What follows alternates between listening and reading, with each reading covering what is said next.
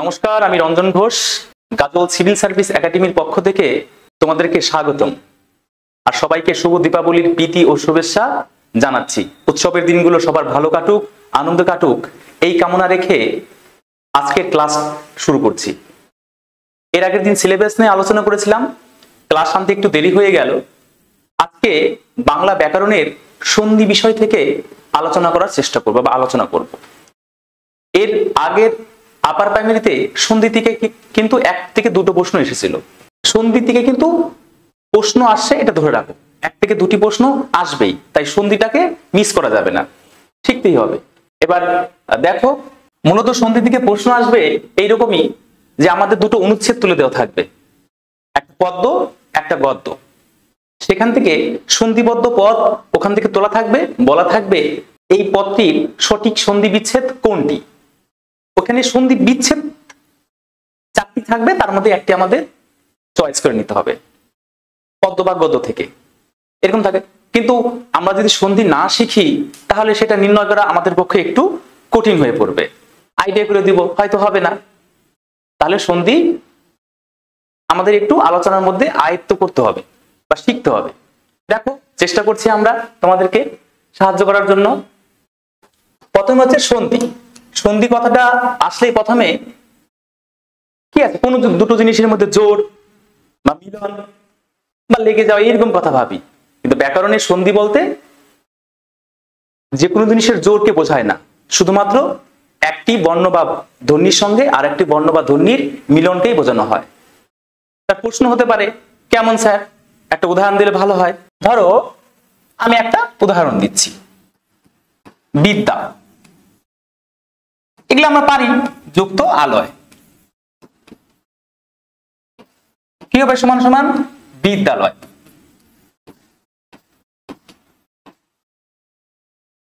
বিদ্যালয়। অনেকে প্রশ্ন করতে পারে যে স্যার বা দাদা, এখানে বিদ্যার সঙ্গে আলয়ের সন্ধি হয়েছে? না, মোটেই না, বিদ্যার সঙ্গে আলয়ের সন্ধি হয়নি। সন্ধি হয়েছে বিদ্যা শব্দের শেষ বর্ণের সঙ্গে আলয় শব্দের প্রথম বর্ণের সঙ্গে। অর্থাৎ সন্ধি শব্দের সঙ্গে শব্দের হয় না, একটি বর্ণের সঙ্গে আর একটি বর্ণের সন্ধি হয়। যাই হোক, আমরা মূল ক্লাসে ফিরে যাচ্ছি। দেখো, প্রথমে আমরা জেনে নেব সন্ধি কি।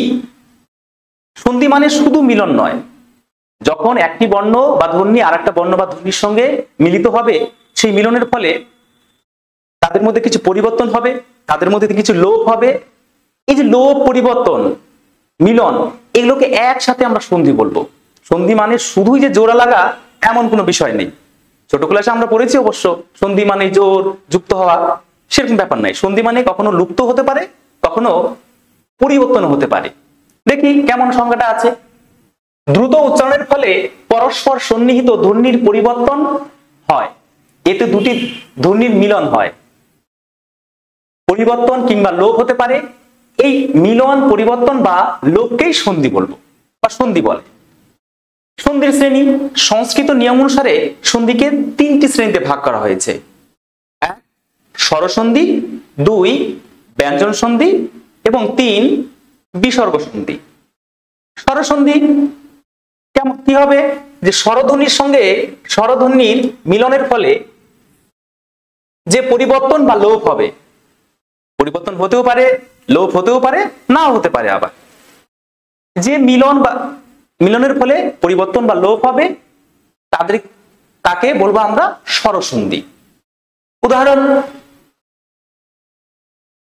যে বিভিন্ন সূত্র আছে, আমি আজকে স্বরসন্ধি এবং ব্যঞ্জন সন্ধি নিয়ে আলোচনা করতে চাইছি না ডিটেলসে, এগুলো নিয়ে একটু বড় পরে আর একটা বড় করে ক্লাস দেবো আলাদা আলাদা করে, স্বরসন্ধি একটা এবং ব্যঞ্জন সন্ধি একটা।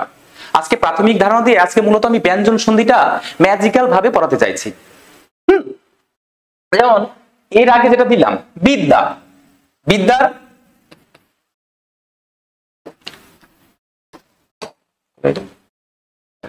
বিদ্যা, এখানে আ পরের শব্দের আলয়, তাহলে এইখানে আ প্লাস আ দুটোই যেহেতু স্বরধ্বনি, তাই এই দুটো মিলে যে সন্ধিবদ্ধ পদটি হবে সেটা স্বরধ্বনি হবে। এই প্রসঙ্গে আরেকটা কথা বলে রাখা ভালো, সন্ধি বিচ্ছেদ, সন্ধি এবং সন্ধি বিচ্ছেদ অনেকে আমরা এক মনে করি, সেটা নয়। সন্ধিবদ্ধ পদকে ভাগ করাকে সন্ধি বিচ্ছেদ এবং দুটি আলাদা শব্দকে এক করাকে সন্ধি বলা হয়। তাহলে সন্ধি এবং সন্ধি বিচ্ছেদের মধ্যে এইটুকুই ছোট একটু পার্থক্য। অনেকে এটাকে গুলিয়ে ফেলার চেষ্টা করে, তোমরা হয়তো জানো, আগে থেকে শিখেছি। তাহলে স্বরধ্বনির সঙ্গে স্বরধ্বনির মিলনকে বা সেই মিলনফানে লোপ বা পরিবর্তনকে আমরা স্বরসন্ধি বলবো। এর অনেকগুলো নিয়ম আছে। অ যুক্ত অ সমান সমান আ, আ যুক্ত আ সমান সমান আ, হস্যই যুক্ত হস্যই সমান সমান দীর্ঘই, দীর্ঘই যুক্ত দীর্ঘই সমান সমান দীর্ঘই, অনেক নিয়ম আছে। এগুলো নিয়ে ডিটেলসে আমরা একদিন পরে ক্লাস করব। আজকে শুধুমাত্র প্রাথমিক যে ধারণা সেটা দেওয়ার চেষ্টা করব। এরপরে আছে ব্যঞ্জন সন্ধি। ব্যঞ্জন সন্ধি, ব্যঞ্জন সন্ধি কাকে বলবো? স্বর বা ব্যঞ্জন ধ্বনির সঙ্গে, পরে কাটা যাবে না, ব্যঞ্জন ধ্বনির সঙ্গে স্বরধ্বনি বা স্বরধ্বনির সঙ্গে ব্যঞ্জন ধ্বনি বা ব্যঞ্জন ধ্বনির সঙ্গে ব্যঞ্জন ধ্বনির সন্ধিকে আমরা ব্যঞ্জন সন্ধি বলবো। ব্যঞ্জন সন্ধি তিন প্রকারের হয়। হয় প্রথমে স্বরধ্বনি থাকবে, প্রথমে যদি স্বরধ্বনি থাকে,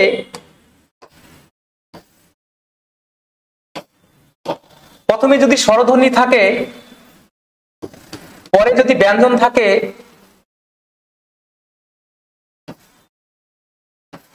ব্যঞ্জন থাকে, তাহলে সেটা ব্যঞ্জন ধ্বনি হবে। আবার প্রথমে যদি ব্যঞ্জন ধ্বনি থাকে, পরে যদি স্বরধ্বনি থাকে, সেটাও ব্যঞ্জন ধ্বনি হবে। আবার দুটোই যদি ব্যঞ্জন ধ্বনি হয়, সেটাও ব্যঞ্জন ধ্বনি হবে। অর্থাৎ ব্যঞ্জন ধ্বনি এই তিন প্রকারের, মোটামুটি এই তিন প্যাটার্নে হয়ে থাকে। অনেক সূত্র আছে ব্যঞ্জন ধ্বনি, সেগুলো আমরা পরে ডিটেলসে আলোচনা করব। এরপরে সন্ধির আরেকটা গুরুত্বপূর্ণ হচ্ছে বিসর্গ সন্ধি। বিসর্গ সন্ধি কাকে বলবো? ব্যঞ্জন বর্ণ অথবা স্বরবর্ণের সঙ্গে বিসর্গর মিলন, লোপ বা পরিবর্তনকে বিসর্গ সন্ধি বলবো।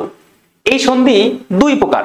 সাধারণত বিসর্গ সন্ধি দুই প্রকার, এক হচ্ছে রজাত বিসর্গ এবং স্বজাত বিসর্গ।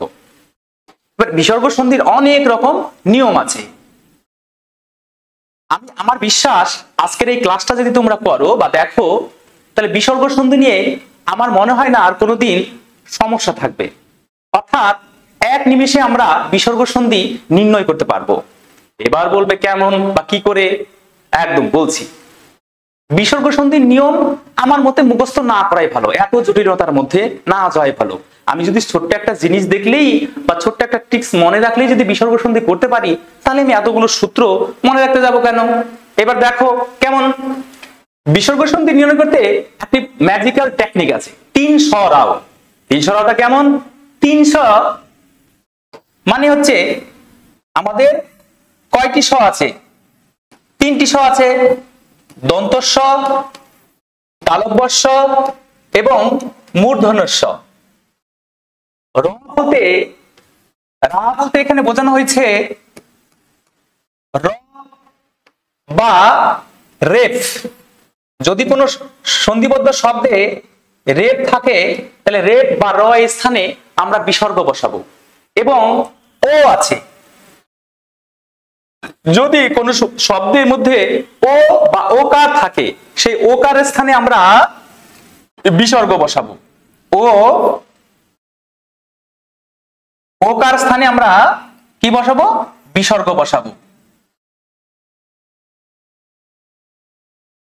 এটা ওকার হয়, যদি ওকার হয় এই ওকারের স্থানে আমরা বিসর্গ বসাবো। কেমন? তাহলে উদাহরণগুলো আমরা একবার দেখে নিচ্ছি কেমন হচ্ছে। নিরঙ্কুশ, আমি কি বললাম? 3টি স এবং র এবং ওকার যদি থাকে, এদের স্থানে বিসর্গ বসালেই আমাদের সন্ধি বিচ্ছেদ করা হয়ে যাবে। কিরকম দেখো, নিরঙ্কুশ, নি বসালাম, এবার কি আছে? র। র এর জায়গায় কি বললাম? বিসর্গ বসবে। নির, তাহলে র এর জায়গায় আমরা বিসর্গ বসাবো। এবার বাদ বাকি যা আছে তাই বসাবো। এবার প্রশ্ন হতে পারে, এখানে কি ইংয় কয় হস্যু তালবস্য বসাবো না, দেখো রয়ের শেষে হসন্ত নেই, যদি রয়ের শেষে হসন্ত না থাকে তাহলে ধরে নেবো সেখানে অধ্বনি আছে।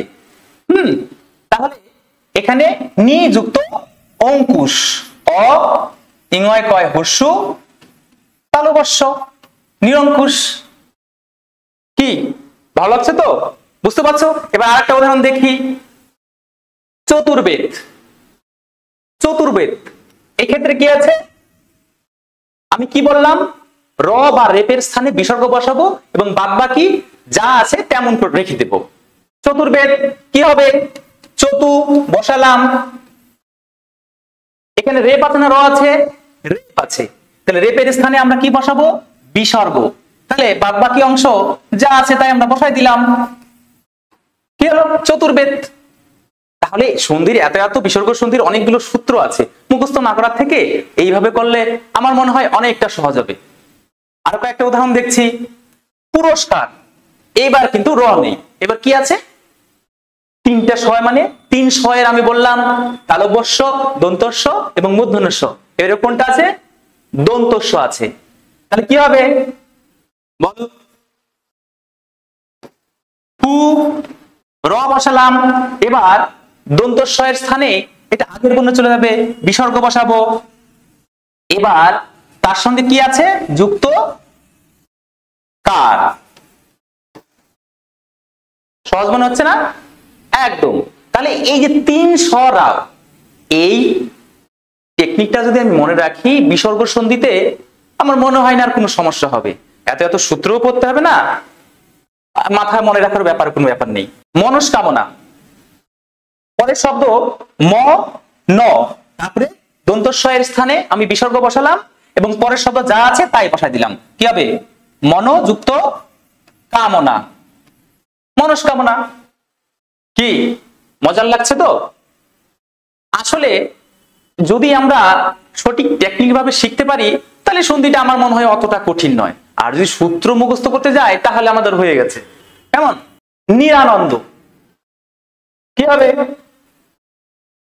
নিরানন্দ, নি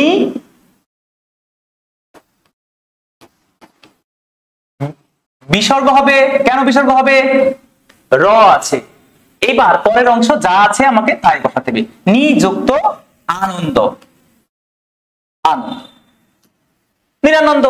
একই রকম ভাবে বাচস্পতি, তাহলে কি হবে, এখানে কি আছে, দন্তস্ব আছে, তাহলে বাচক বিসর্গ, দন্তস্ব লুপ্ত হয়ে বিসর্গ হবে এবং পরের অংশ যা আছে তাই বসবে, কেমন, তাহলে এটা হবে বাচক বিসর্গ যুক্ত পতি। সহজ মনে হচ্ছে? বিসর্গ সন্ধি আসলে এরকমই, একেবারে সহজ, কিন্তু মুখস্থ সূত্র মুখস্থ করতে গেলে অনেকটাই কঠিন মনে হবে। অতগুলো মনে রাখা সম্ভব? তাহলে এইটুকু যদি আমরা মনে রাখতে পারি তাহলে কিন্তু বিসর্গ সন্ধি খুব সহজেই নির্ণয় করা যাবে। একই রকম ভাবে তিরস্কার কি হবে,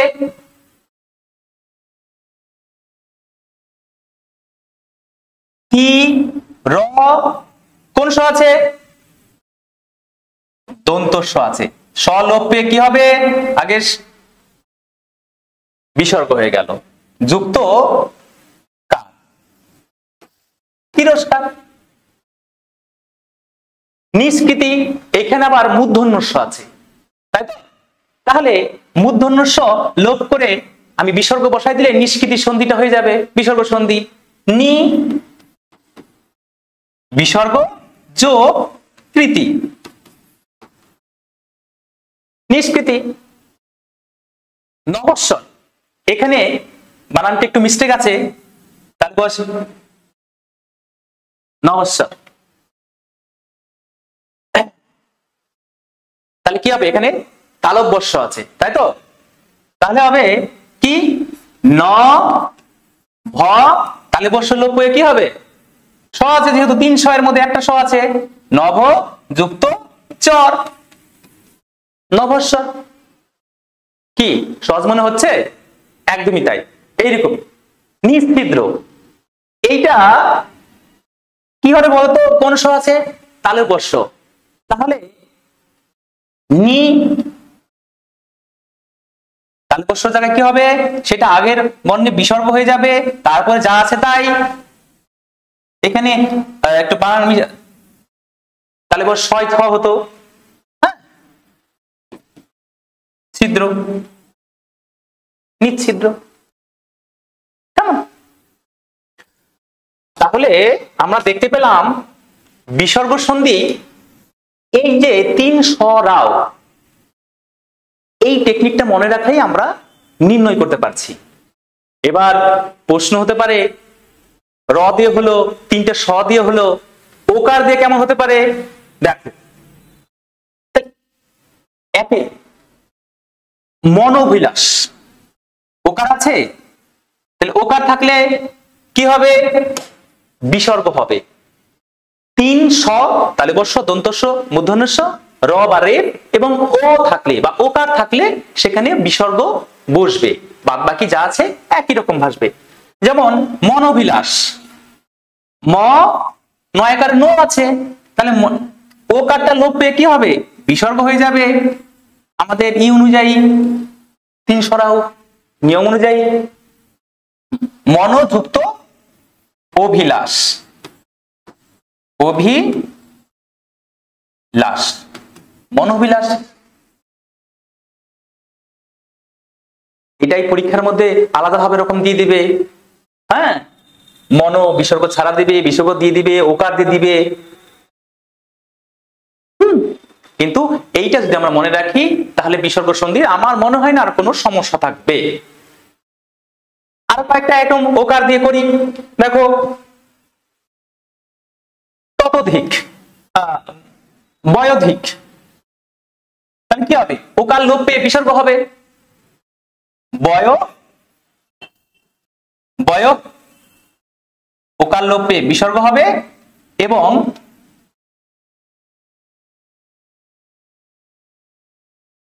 ঠিক ততোধিক, তত বিসর্গ যুক্ত অধিক, ও এখানে অ আছে, এখানে একটু অ লিখতে হবে, হ্যাঁ অ আছে, অধিক, তত যুক্ত অধিক বিসর্গ হবে, তাহলে ওকার লোপ পেয়ে বিসর্গ হবে, আর বাদ বাকি অংশ যা আছে তাই থাকবে, কেমন?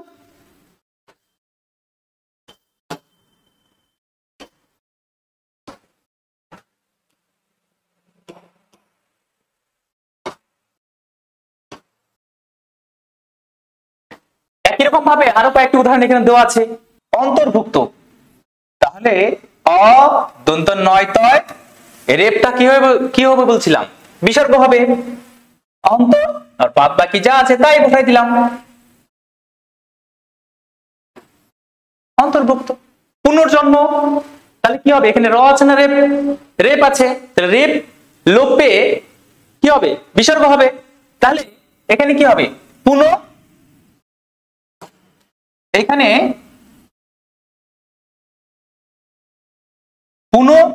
রেপ লোপ পেয়ে বিসর্গ হয়ে যাবে, এবং বাদ বাকি যা অংশ আছে তাই থাকবে, জন্ম।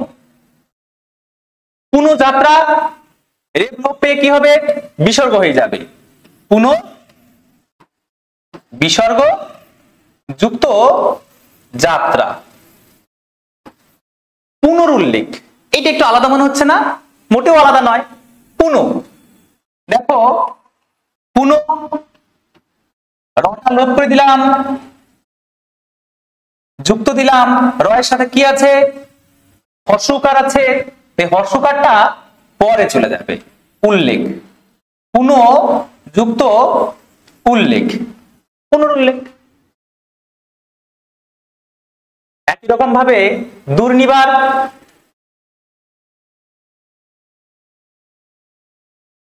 দু যুক্ত রেপ আছে, যুক্ত নিবার।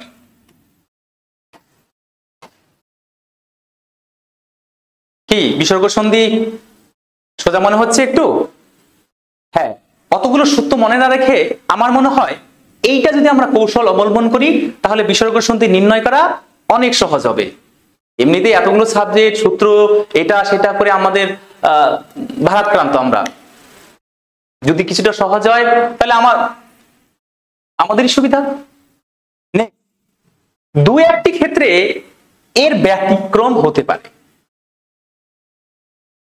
95 বা 98% ক্ষেত্রে বিসর্গ সন্ধি এই যেটা বললাম সেটা 3 সরাও এই নিয়মেই চলবে বা হবে। দুই একটি ক্ষেত্রে একটু ব্যতিক্রম হয়, সেগুলো আমরা আজকে দেখিয়ে দেওয়ার চেষ্টা করব বা দেখাচ্ছি। কিছু ক্ষেত্রে বিসর্গের লোপ হয় না, যেমন স্রোতপথ, এখানে একটু মিস্টেক আছে। স্রোতপথ যা আছে বিসর্গ তাই থাকবে, লোপ হবে না। স্রোত যুক্ত পথ সমান স্রোতপথ, অর্থাৎ এক্ষেত্রে বিসর্গ লোপ পাবে না। জ্যোতিপথ বিসর্গ আছে কিন্তু সন্ধিবদ্ধ শব্দতেও বিসর্গ লোপ পাবে না। জ্যোতিপথ, জ্যোতি বিসর্গ যুক্ত পথ, সন্ধিবদ্ধ পথও হয়ে যাবে এক, জ্যোতিপথ, কোনো লোপ হবে না। জ্যোতিপথ। একই রকম ভাবে মনপ্রাণ, মনক্ষোভ, শত প্রবৃত্ত, অন্তঃপুর, অন্তঃপ্রাতি, অন্তঃকরণ, শিরকম্প এবং মনক্ষুণ্ণ, এই কয়েকটি শব্দতে বিসর্গ লোপ হয় না। আমরা এই শব্দগুলো মুখস্থ করে নেব। বামনদেব চক্রবর্তীর ব্যাকরণ বইতে এই কয়েকটি আছে। আমার মনে হয় না বামনদেব চক্রবর্তীর বাইরে তেমন হয়, হতেও পারে, তবে আমার মনে হয় এগুলো করলে এর বাইরে আসার চান্স নেই বললেই চলে। সবগুলোই আমি এখানে লিখে নিয়েছি।